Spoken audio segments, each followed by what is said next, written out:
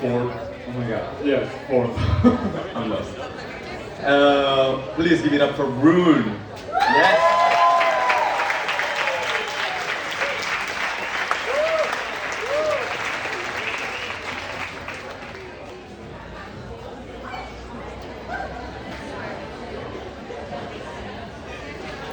Hello. Okay.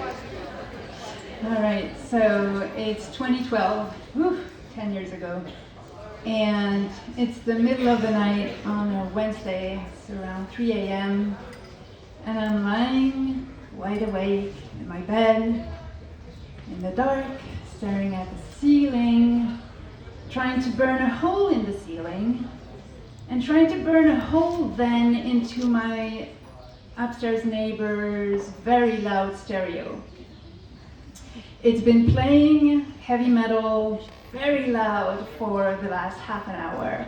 It started out of the blue, and it's happened before, but not that loud and not that late. And it's a weekday, and I have to get up at 6 in the morning to beat traffic and go to work. And so the walls and ceilings are obviously very thin. My big sister is the one who found me this apartment when I was looking for a place. It's on the outskirts of Paris. And she told me, look, there's this listing, it's perfect, it's a 5-minute walk away from my place, and the neighborhood is a bit sketchy at night, but during the day it's lovely. And so I went to the viewing of the apartment, and I was impressed and charmed by this lovely old building from the early 20th century with a wooden staircase and hardwood floors and a nice wrought iron ramp in the staircase, and just a lot of charm. And then I moved in, and I didn't meet my upstairs neighbor, but I heard him. And I made this picture in my head of what he looked like. Tall, pale skin, long dark hair down to his shoulders, and a black t-shirt with a random metal band on it. And at that time, I'm in my late 20s, and I'm still cool. I want to think I'm still cool. And so I'm like, I like people who listen to music, that's cool. Midnight, 1 a.m., no problem. 3 a.m., I start to be less cool, and I start to turn into this other person that I don't love. She has a different voice, and she goes, "Oh my God, some of us have jobs."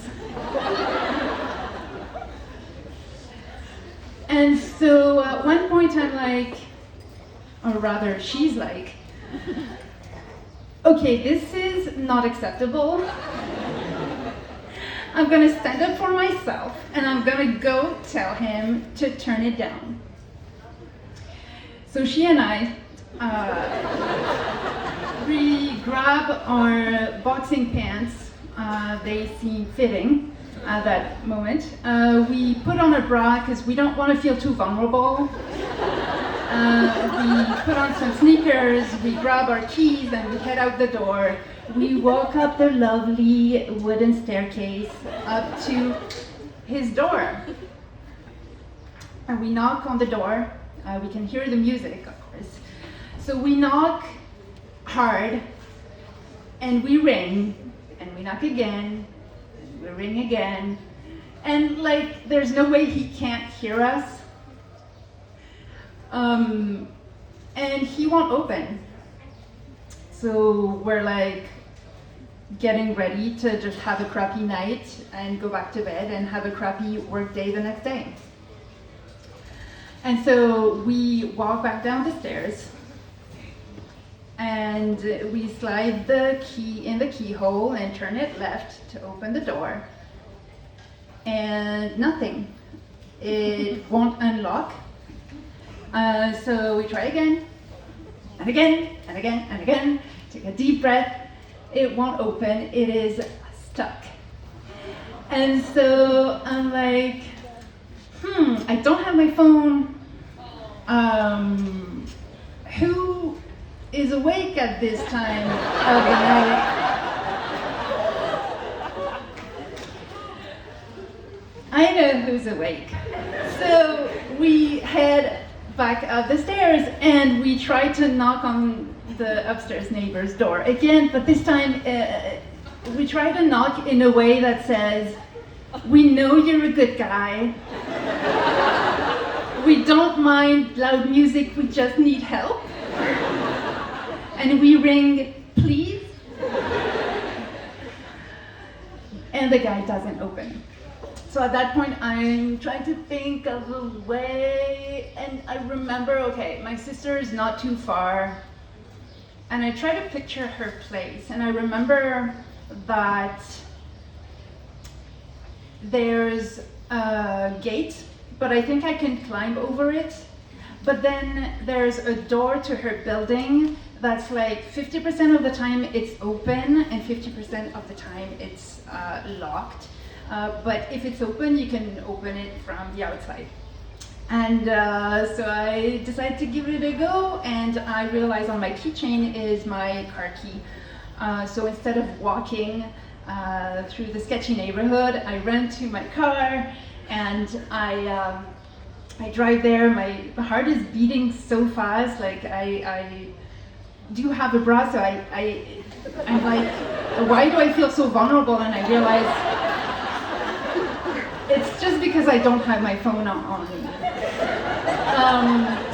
So I park the car and I climb over the gate, which is like about just my size, but it still is pretty badass, if you ask me. And at the same time, I'm thinking, I hope no one thinks I'm breaking and entering. Maybe I'm hoping someone thinks I am breaking and entering, I'm not sure. And luckily the door to the building is open, hooray! And so I walk the corridor to my sister's door, and I knock in a way that's it's like, "Hi, I'm so sorry, please wake up." And I call her, I'm like, "Manon, c'est moi," because I don't want to scare her. And because she's a decent, normal human being, she opens the freaking door. And she's like, "Oh, hey, what's up?" And she smiles.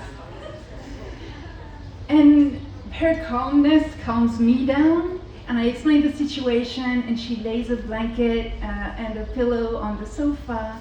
And I'm so relieved, and I'm still pretty pissed. But I do get a couple hours of sleep, and in the morning I have to wait till 9 a.m. to call the locksmith. I meet the locksmith at my place. Turns out when I had closed the door behind me, the armored door, the lock device had broken inside, just as my pride. And so I ended up being very late for work, not a huge deal. And a few weeks later, I look outside my window and I see this guy, he's a tall guy, with pale skin and long dark hair down to his elbows and a black Hellfest t-shirt. And you know how sometimes you send good vibes to people? I sent him bad vibes. And I was like, I hope your favorite metal band releases a pop album and gets nominated for it. The loud, heavy metal music late at night happened again a few times, but I decided to choose my battles carefully, to stay in the comfort of my own home, and I just got very good at being tired at work. Thank you.